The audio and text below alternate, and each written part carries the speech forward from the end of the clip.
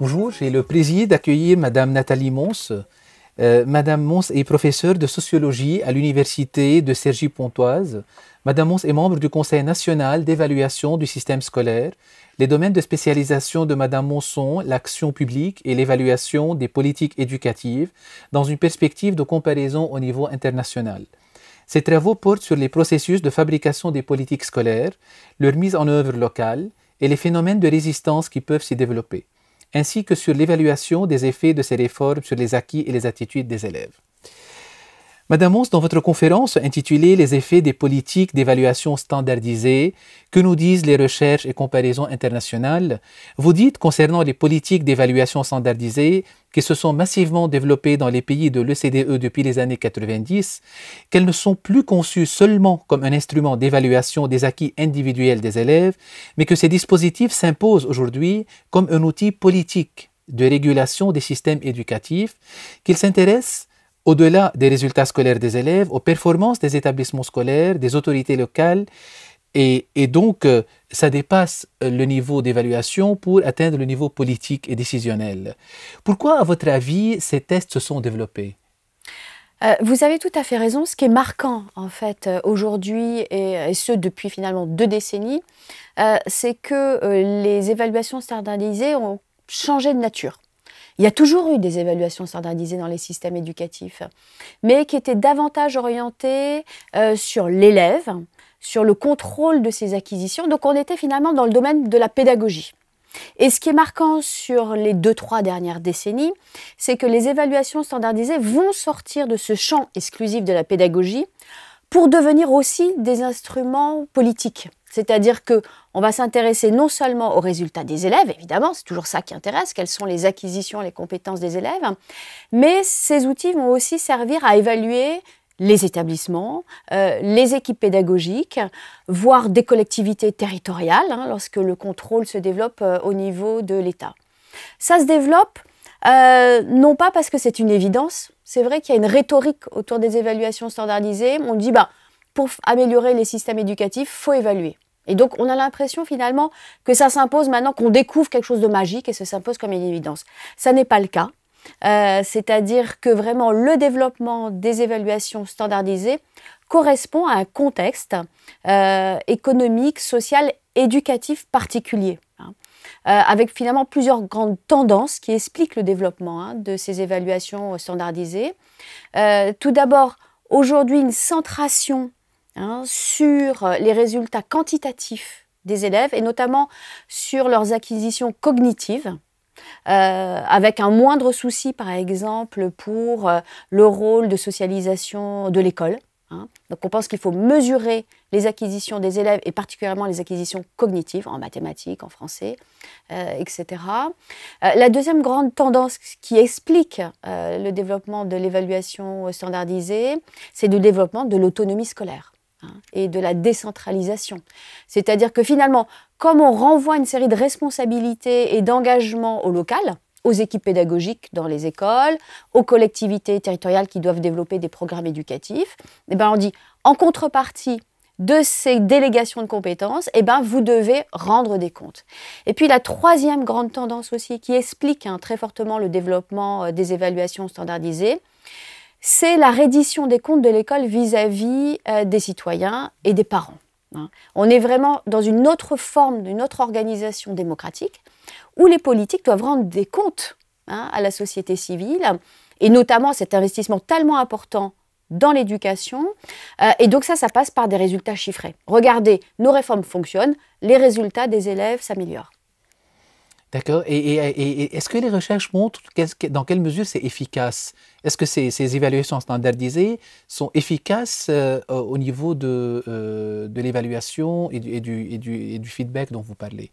Alors, vous avez compris qu'en fait, ces évaluations standardisées, elles se répandent très massivement dans tous les pays de l'OCDE et donc du coup, elles ont donné lieu évidemment à tout un ensemble de recherches, notamment sur leur efficacité. C'est un champ qui est très très riche, qui est très marqué en ce qui concerne l'efficacité par une recherche anglo-saxonne, puisque les États-Unis notamment a été un grand pays à partir des années 90 du développement de ces politiques d'évaluation standardisée. Donc évidemment, les chercheurs ont regardé si ces réformes conduisaient à des effets. Et c'est un champ qui est à la fois très riche, très polémique et totalement non consensuel en ce qui concerne les effets de ces politiques. En ce sens où on a pu avoir des résultats qui ont montré que l'introduction de tests conduisait à une amélioration des résultats des élèves. Et puis après, sur les mêmes données, des résultats contraires qui montraient que, en fait, si on introduisait dans les recherches comme variable de contrôle les taux d'exclusion des élèves, si on regardait non pas sur une courte durée mais sur une longue durée, si on regardait non pas l'amélioration des élèves à travers le test lui-même qui fondait la politique, mais à travers des tests qui sont extérieurs et qui permettent finalement de voir quels sont les résultats des élèves, les résultats pouvaient être différents.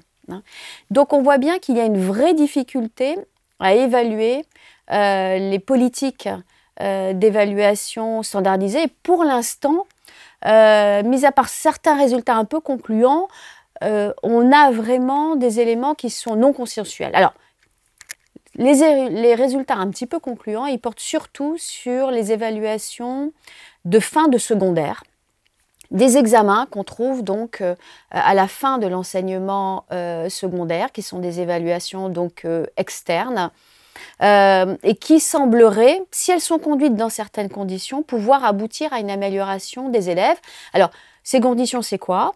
C'est d'avoir un spectre assez large de compétences qui sont évaluées pour essayer le plus possible finalement de lutter contre ce qu'on appelle le teaching to the test, finalement le pageotage. Une évaluation qui porte sur des compétences aussi complexes. Lorsqu'on les tests portent sur des compétences qui sont trop réductrices, là aussi on peut avoir des phénomènes de bachotage. On sait qu'il est important aussi d'associer les enseignants à la construction des tests. Donc voilà, ça n'est pas automatique. C'est-à-dire que l'introduction des évaluations standardisées ne conduit pas mécaniquement à une amélioration finalement des résultats des systèmes éducatifs. Il faut regarder ça de près et voir vraiment quel type de modèle de politique d'évaluation standardisée on développe. Notamment, il est important que ces évaluations standardisées soient liées à d'autres réformes, notamment celle de la formation continue des enseignants. Certains chercheurs montrent très bien que si ces évaluations standardisées ne sont pas associées à une amélioration du professionnalisme des enseignants, les résultats demeurent limités. Est-ce qu'il y a eu ce lien, est-ce qu'il y a eu à partir des résultats obtenus à ces évaluations standardisées un changement au niveau des systèmes éducatifs ou de la formation des enseignants? Est-ce que ces résultats ont été utilisés?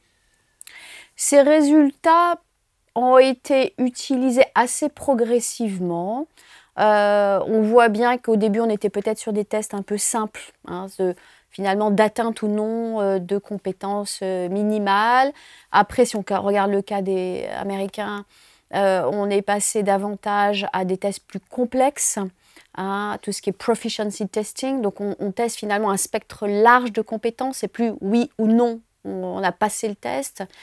Ça permet finalement une gradation dans l'analyse des compétences des élèves. Mais après, derrière, c'est finalement une philosophie politique. On voit bien qu'il y a deux grands champs. Le champ de l'accountability à fort enjeu, une accountability hard, avec des conséquences extrêmement importantes et pour les élèves et pour les enseignants. Par exemple, des tests américains qui conduisent à décider si l'élève redouble ou pas, à décider en fin de secondaire si l'élève va avoir son diplôme de fin de secondaire, parce que les résultats des tests sont incorporés lors de l'obtention de ce diplôme de secondaire. Il peut y avoir aussi des effets importants pour les enseignants, dans certains cas même sur des rémunérations, ou même sur la fermeture, jusqu'à la fermeture d'écoles. Donc ça, c'est quand même très américain, c'est le monde anglo-saxon. Dans le monde européen, on est resté très en retrait. On a eu une accountabilité qu'on pourrait plutôt qualifier de douce, en ce sens où on projette plutôt, on montre les résultats aux enseignants et puis on leur demande finalement d'améliorer leur professionnalisme. Ça sert plutôt à orienter les pratiques pédagogiques, à orienter, à attirer l'attention des enseignants sur des éléments qui paraissent importants dans les programmes scolaires, dans les plans d'études. Donc finalement, derrière, il y a aussi des philosophies politiques et des rapports différents entre le politique, les administratifs, et puis le corps enseignant. Et à votre avis, ces évaluations standardisées, est-ce qu'elles ont augmenté la compétitivité et la concurrence entre les établissements, dans un sens positif ou négatif? Tout dépend du modèle de politique d'évaluation standardisée qui est mis en place. Il est clair qu'on a finalement un même outil, ces évaluations standardisées, qui peuvent être enchâssées dans des modèles de politique d'évaluation standardisée qui sont très différentes. On a un premier modèle qui est vraiment celui d'une régulation par le marché. Par exemple, l'Angleterre peut être un cas un peu pur de ce modèle où les évaluations vont servir à renseigner sur ce qu'on imagine être la qualité de l'école. On a des palmarès qui sont rendus publics. On a donc tout un système d'évaluation à répétition, avec de très nombreuses évaluations qui jalonnent la carrière scolaire des élèves. Et là, évidemment, l'objectif, c'est l'objectif de ce type de modèle de régulation par le marché, c'est bien de donner une information aux parents pour qu'eux-mêmes choisissent l'établissement. Donc on est dans un cadre de libre choix de l'école, avec l'idée derrière, présupposée que les équipes pédagogiques vont améliorer la qualité de l'apprentissage parce qu'elles vont essayer de retenir un maximum de parents et d'enfants, parce qu'en plus, le système de financement est lié au nombre d'élèves. Malheureusement, les résultats empiriques n'ont pas toujours montré que les équipes se comportent comme ça. Les équipes visent moins à accroître le stock d'élèves qu'elles reçoivent plutôt que d'augmenter la qualité des élèves qu'elles reçoivent. Donc il y a plutôt une sélection qui est mise en place par les équipes plutôt qu'une volonté finalement d'améliorer la qualité de l'enseignement pour pouvoir accueillir plus d'élèves, ne serait-ce que parce que de toute façon les écoles ont des murs et qu'on ne peut pas non plus élargir indéfiniment l'accueil des élèves. Donc oui, les évaluations standardisées peuvent être mises en place dans un cadre politique de mise en concurrence des établissements. À l'opposé, on a aussi un autre modèle d'évaluation standardisée, c'est la fameuse typologie de Vincent Priest, qui est intéressante pour regarder ces politiques d'évaluation standardisée, qui elle mise davantage sur la professionnalisation des professionnels, notamment des enseignants, des équipes pédagogiques au sens large, des équipes de direction. Et là, l'idée finalement est de se dire que ces tests, ça ne sert pas spécifiquement aux parents d'un système d'information, ça sert d'abord aux enseignants, pour comprendre la réalité des acquisitions des élèves, pour les orienter aussi face à ces difficultés particulières pour lesquelles ils souhaiteraient avoir, par exemple, des formations. Et donc là, par exemple, les tests ne servent pas spécifiquement à mettre en concurrence les établissements, à informer les parents dans un cadre de libre choix de l'école. C'est vraiment un outil au service du travail des enseignants. Donc vous voyez, les logiques politiques peuvent être très différentes. On a un même outil, mais qui peut être enchâssé dans des politiques qui correspondent à des modèles politiques et philosophiques tout à fait différents. Merci. C'est bon ? Merci.